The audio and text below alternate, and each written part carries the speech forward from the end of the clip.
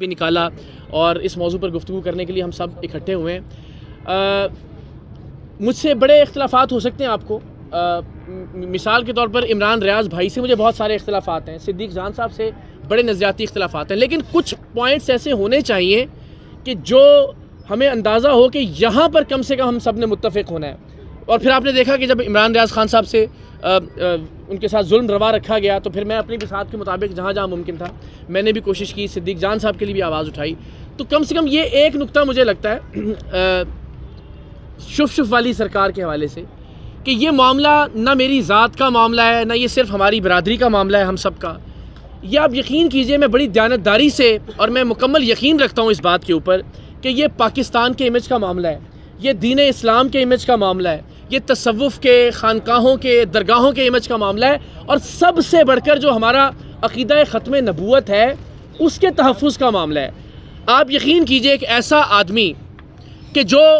بسم اللہ ٹھیک سے نہیں پڑھ سکتا، میں اللہ اور اس کے رسول کو گواہ بنا کے آپ کو یہ بات بتا رہا ہوں کہ اس آدمی کو نماز پڑھنی نہیں آتی۔ میں نے 2 دن پہلے ریکویسٹ میں بڑے مؤدبانہ انداز میں کہا کہ دیکھیں لوگوں کو شک ہے کہ آپ اللہ کے ولی ہیں یا نہیں ہیں، آپ سے ریکویسٹ ہے کہ آپ ہمیں نماز سنا دیں۔ وہ ایسا نہیں کر سکے۔ میں 4 گھنٹے تک یہ گلا پھاڑ کے ان کے ساتھ لائیو ان کے اڈے پر بات کرتا رہا۔ میں نے کہا جی ایک آیت سنا دیں آپ ہمیں۔ آپ سب جانتے ہیں کہ وہ ایک آیت بھی نہیں سنا سکے، بلکہ وہ جس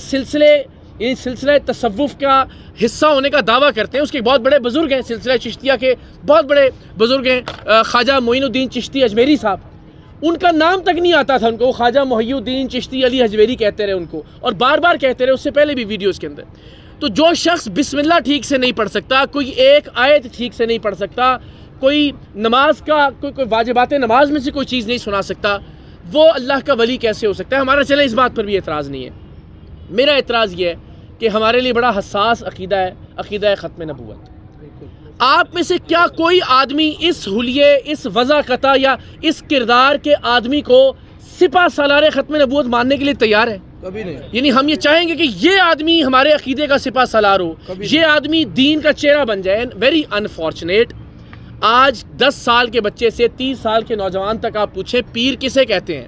اس سے پوچھیں ولی کیا ہوتا ہے، اس سے پوچھیں عقیدہ ختم نبوت کا سپہ سالار کسے کہتے ہیں، اس کے ذہن میں بدقسمتی سے ایک ہی نام آئے گا اور وہ نام ہے حق خطیب کا، اس لیے کہ اس نے سوشل میڈیا پہ اسی کے ڈرامے دیکھے ہیں۔ اس کو لگتا ہے کہ پیر کا یا تصوف کا یا خانقاہوں یا درگاہوں کا مقصد ہی یہ ہوتا ہے یا شکل ہی یہ ہوتی ہے۔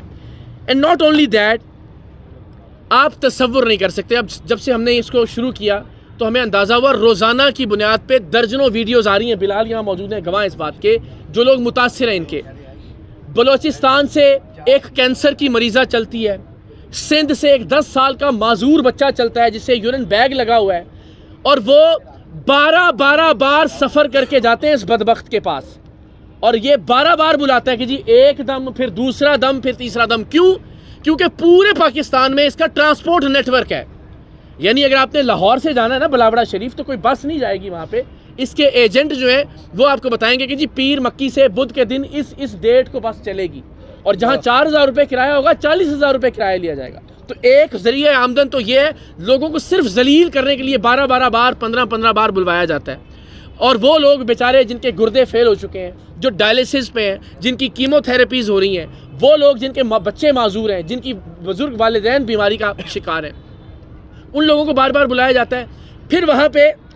2 دن انتظار کروایا جاتا ہے۔ ان کی خادمہ کل ہمیں بتا رہی تھی کہ یہ اتنا بدبخت آدمی ہے کہ یہ اپنے کمرے سے پردہ بار بار ہٹا کے دیکھتا ہے کہ نیچے رش لگا یا نہیں لگا، اور جب تک رش نہیں لگتا یہ حضرت صاحب باہر نہیں آتے شف کرنے کے لیے۔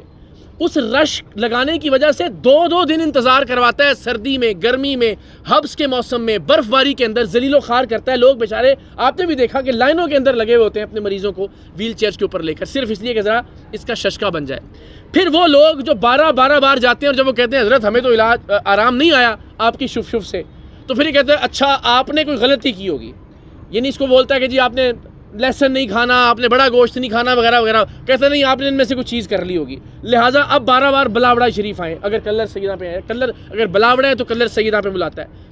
پھر جب 12 بار مزید بلایا جاتا ہے اس کے بعد پھر اس کے چیلے کہتے ہیں حضرت آپ کے اوپر بڑا سخت کسی نے جو نا وہ کالا جادو کیا ہوا ہے، لہٰذا آپ 80 دیگیں دیں۔ بندہ کہتا ہے جی چلے ٹھیک ہے، میں گھر بیچ کے میرا بچہ ٹھیک ہو جائے، میری ماں ٹھیک ہو جائے، میرا بھائی ٹھیک ہو جائے، میں اپنے زیور بیچ کے, اپنا گھر بار بیچ کے, اپنی زمینیں بیچ کے میں دے دیتا ہوں پیسے, میں دیتا ہوں دیگیں, بتائیں کدھر دینی ہے, کہتے ہیں دیگیں نہیں, پیسے میں دے دیں ہم. اس کی ریکارڈنگز موجود ہیں ہمارے پاس.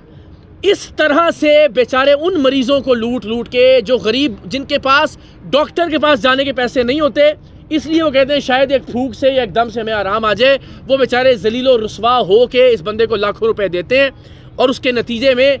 11 ارب روپے کی جائیداد ہے جو صرف پنجاب لینڈ ریکارڈ اتھارٹی کی ہے. میں اتنے سارے کیمروں کی موجودگی میں اللہ کو گواہ بنا کے آپ کو بتا رہا ہوں, پیپر ہم نے ویڈیو میں پبلش بھی کر دیے. صرف پنجاب لینڈ ریکارڈ اتھارٹی,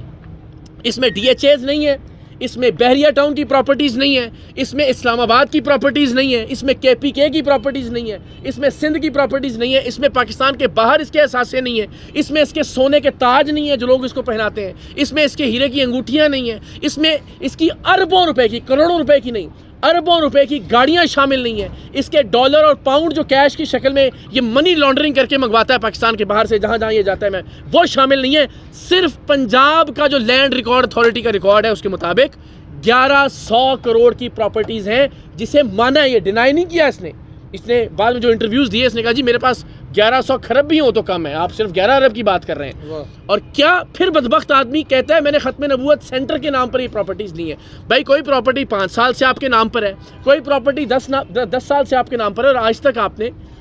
کوئی ختم نبوت سینٹر شروع نہیں کیا, اور ختم نبوت سینٹر کے لیے آپ اپنے نام پہ پراپرٹی لیں گے. کوئی ادارہ ہوگا جس کا آڈٹ ہو سکتا ہو, آپ پرسنل نام کے اوپر کیسے لے سکتے ہیں؟ تو یہ اتنی بڑی بدبختی ہے. ابھی